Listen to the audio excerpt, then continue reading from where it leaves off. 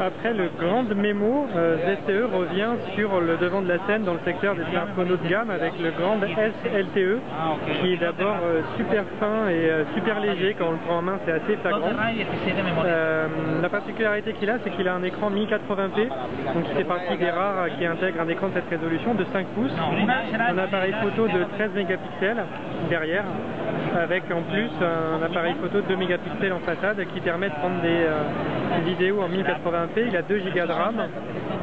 Là on peut le voir, je suis dans les widgets mais dans les applis, que la navigation dans les menus est vraiment simple et rapide. Wi-Fi, DLNA, Bluetooth 4.0, MHL, l'option, LFC c'est en option, il est LTE et c'est vraiment l'une des surprises aussi de ce salon. C'est un téléphone qui est plutôt une bonne surprise, même si l'écran en pleine luminosité, comme on peut le voir là, ne l'est pas tant que ça.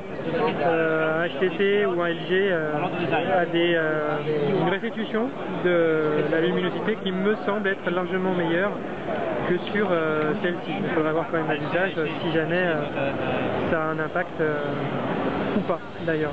Sinon pour le reste, on a la surcouche tactile classique qu'on a l'habitude de voir sur les ZTE.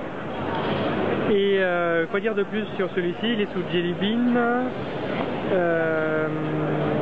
et ça va être l'un des modèles, on va dire haut de gamme, très haut de gamme même, du smartphone. Et on a ici le Mi Access qui permet de gérer les favoris sur l'écran d'accueil du smartphone. Sinon il est assez compact quand même par rapport à son écran de 5 pouces.